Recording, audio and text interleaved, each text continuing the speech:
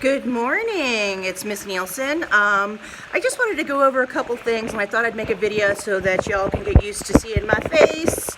Some of you guys emailed me, texted me back, or contacted me on ClassTag about missing my phone call and asked me to make the call back during last night and early this morning, and I just want to apologize.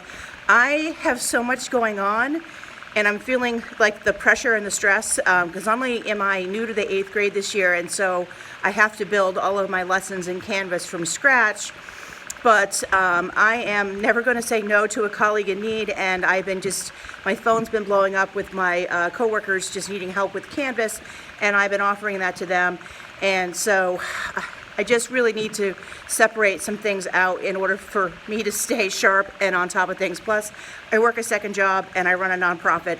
So I just, please forgive me for drawing that line that I'm only going to be available during my workday. It's very strange that they're kicking us out of the building at 4 o'clock. Otherwise, I would have stayed late and taken those phone calls. I have rosters here, I have notations I'm making, and I have a report I have to fill out for the district as I'm going through these phone calls, so that would be one of the reasons why I didn't want to do it from home, and I was able to get a lot of planning done last night from my sofa with the big glass of wine, so I hope you don't mind. I'm going to just go over some of the things that I've been saying in the phone calls, and then if you have any further questions, please feel free to email me back or send me a message on ClassTag, because today I'm going to be working on my lesson planning for the next couple weeks, and then I have several colleagues that are going to be coming into my classroom to get some help on Canvas. So I'm just going to be nose to the grindstone. The next 2 days, Thursday and Friday, we are jam-packed full of meetings to get ready for our kickoff on Monday, so I won't be available to do it then. So I'm trying to just stay really focused and get as much work as done as possible. But I never want to say that I am not available to talk to you, because I am. It's just I have to have some sort of parameters. And one of the things I learned from the springtime was without those separations, I run my nonprofit out of my home. I was teaching from home, and of course I was living at home. So there was really a lot of blurred lines, and I was burning myself out because I was just constantly working, and that's just no way to live. So you gotta take care of yourself, right? At some point, a little self-care is necessary, and finding that work-life balance is really important for your well-being. And what I always say, whatever benefits me benefits your kids. So, all right. So let's talk about what you need for Monday morning. You need a Chromebook. So if you have if your child's been using the Chromebook all summer, it's working. That's great. If not, please make sure you've plugged it in, charged it up, and make sure we're good to go. And then if you have any issues, I can't remember a password or whatever, then reach out and we can try to solve that problem for you. We are requiring your child uses the school Chromebook, and there's a couple of reasons why. Number one, I have a monitoring program available to me that I will be using called Dino, and that just makes sure that your kid is not is focused on their lessons and their work, and not on YouTube listening to music or whatever while we're doing synchronous learning, and that's connected. Number two, we have some apps that are preloaded onto those Chromebooks that are going to be necessary moving forward. Some testing apps for maps testing and whatnot. I don't teach a subject that necessarily uses that stuff, but I know our testing platform is SchoolNet, and SchoolNet has a secure app, which I do use, and that is to help the temptation of cheating. Okay, so number one, if you are discovering that there's an issue with the Chromebook, then you want to reach out to Kelly Price, who's our media specialist, and she can make an arrangement for you to come up and swap out your device. So again, I am social studies. I'm also your child's homeroom and advisory teacher. So there is a program we're going to get trained on tomorrow for the advisory, but I want everybody to know that on Monday morning at 9:15, they can go to their homeroom Canvas course. Okay, homeroom Canvas course, not my social studies Canvas course.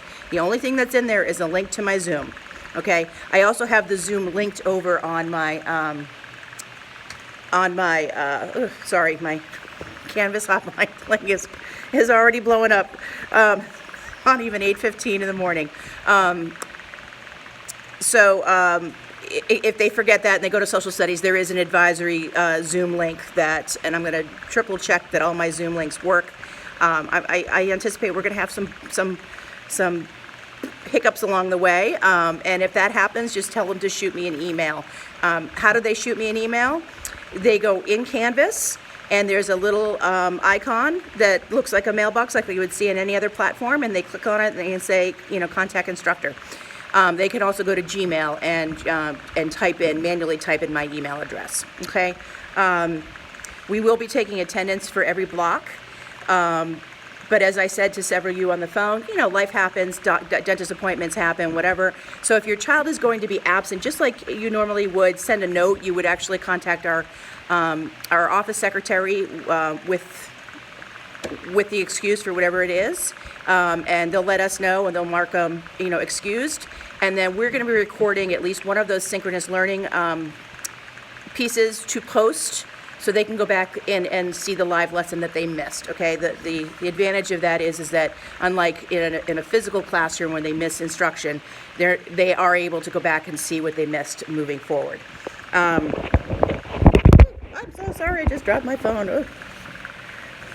So we are the Full Remote Academy.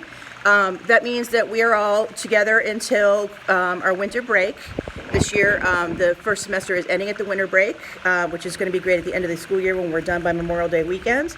And at that point, we'll be able to have a better idea of what's going on with the virus, et cetera, et cetera. So, like I said, people way above me are making those decisions, but I know that they're formulating a committee right now on the reentry plan.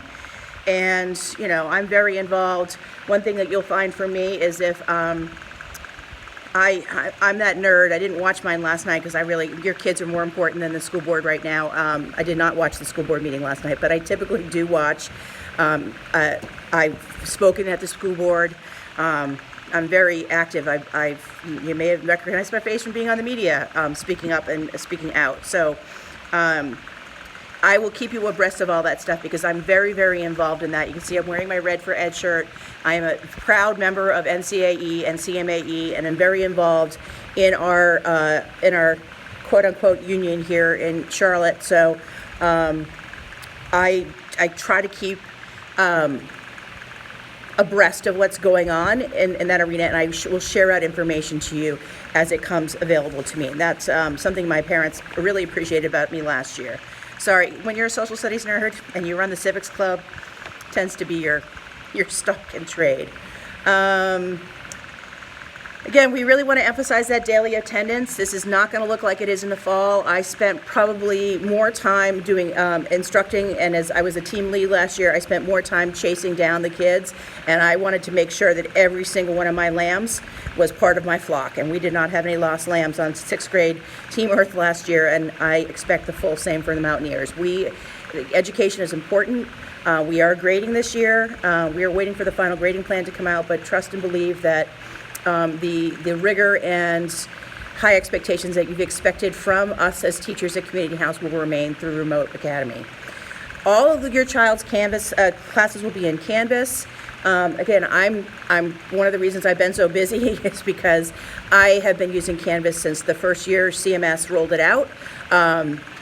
So and I've taken the expert classes. It's second nature to me now. I do, continue to learn stuff because that's part of, being a teacher is continuing education, but I'm supporting the rest of the team here in terms of Canvas usage. So if there's any questions, I can typically solve them. If it's not something I can solve, it's because it's at an administrative level and I don't have administrative rights inside Canvas, but I'm pretty savvy when it comes to the platform. So all of your teachers, whether it's the PE teacher, math, science, social studies, or any other elective, we're all using Canvas. And the district has worked really hard, and there was a big group of teachers that were involved in creating these shells and courses for us to give us the resources. For 8th grade social studies, our own Mr. Schulman who's the other full remote social studies teacher, was the one that pulled together the 8th grade shell. So I'm at least feeling like kind of confident. My best friend actually is a 8th grade social studies teacher over at Randolph, and so I'm getting the expertise from both sides. So content-wise, we're in great shape. Canvas-wise, we're in great shape, and I hope that makes you feel pretty confident about what we're looking at moving into the new school year. Okay, we want to make sure that everybody has access to reliable internet. I know some of this stuff might be sensitive, so just, you can reach out to me as the homeroom teacher and let me know that there's options in terms of getting hotspots and whatnot. I know there's people way above me in the district that are coming up with really amazing solutions for that. So don't be shy about asking, because this is your child's education and we want to make sure that your child has what they need. We also want to make sure that that we have updated contact information. So as I've been calling you guys and getting you on the phone and verifying email addresses and phone numbers. So if I called you on a wrong phone number, there's a different phone number, please just send it to me and I will update it for you. We have all known that by the time you guys have gotten to 8th grade that PowerSchool, it doesn't easily update. There's a lot of bad information in there. I think we did a pretty good job as a school getting proper contact information in there for the spring. But again, things happen, you change cell phone plans or whatever it is, there's an updated phone number or a preferred contact number, please just send it to me and I will make sure that it gets to the registrar's office so she can update PowerSchool. And then I will make sure that in ClassTag, I have your preferred email address as well. We also want to make sure you know that that CMS is offering these food bundles. If your child is eligible for free and reduced lunch, they're at no charge. If you are a busy working parent and you think this might be just taking one thing off your plate, you just would go to PayPams, which is how you set up your child's cafeteria account last year, and you can order them in advance. They're going to be drop-off or pick-up sites for them, I think for the first couple weeks of school. And it's $15 for the full bundle and includes 5 breakfasts and 5 lunches. So if that's something you're interested in, you can just sign up for it through your PayPams account. Let's see. I think I got all my talking points in. I didn't want to read a script. That's just not my style. So I'm 12 minutes into this video. That's enough. I hope y'all, I hope I was able to help answer a lot of the questions that you have for you. And again, if you don't, reach out and email me. Again, I'm going to be nose to the grindstone today, trying to get my planning all taken care of so I can relieve the stress that's in my chest right now. I had a little health scare at the end of last school year when I was cleaning out my classroom. I wound up for 9 hours in the emergency room thinking I was having a heart attack, and that was no fun. And I don't want to repeat of that. So again, I'm going to ask forgiveness ahead of time that y'all understand that I'm trying to make sure that we stay okay. Thank you so much for listening. I really appreciate it.